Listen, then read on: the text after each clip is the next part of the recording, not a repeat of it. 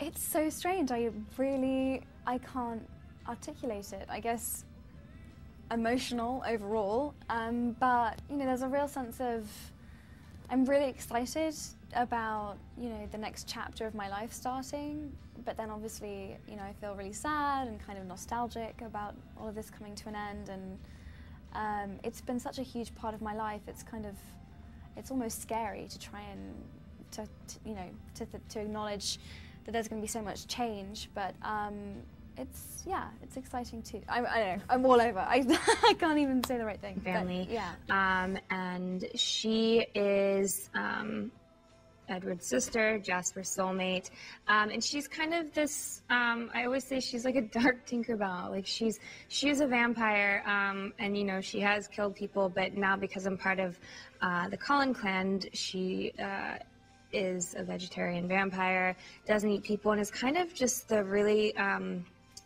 the light in a lot of it, and very, very happy-go-lucky, really happy to be where she's at, and to be part of this vampire world, which some of the Cullens aren't so thrilled about. 15,000 copies of my record worldwide.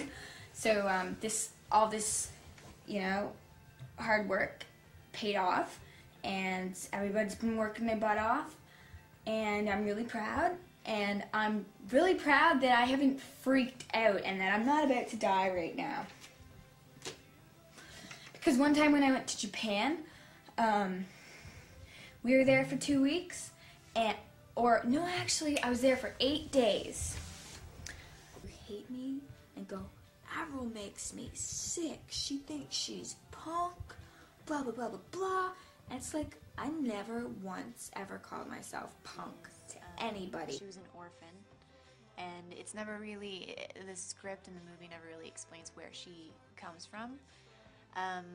But she's adopted by, or taken in by, this man Sam, who runs a circus.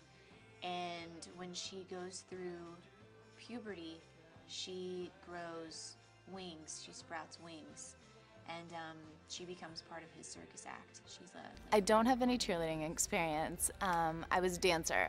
Since I was 3, I've been dancing. So it's easy-ish for me to kind of step into that world, but it was fun. The other day we had some actual cheerleaders come on set, and at first, you know, they said, okay, let's get her up there.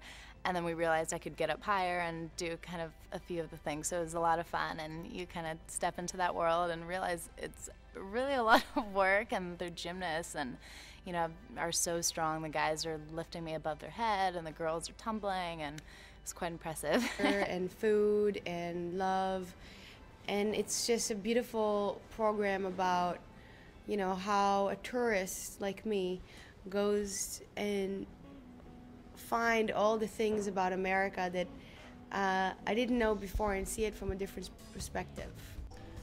I think it was very interesting to go to the Nico factory for the Conversation Hearts. There's a little heart candy that you always give on Valentine's Day that says like, I love you, or be mine, or whatever. That was very interesting.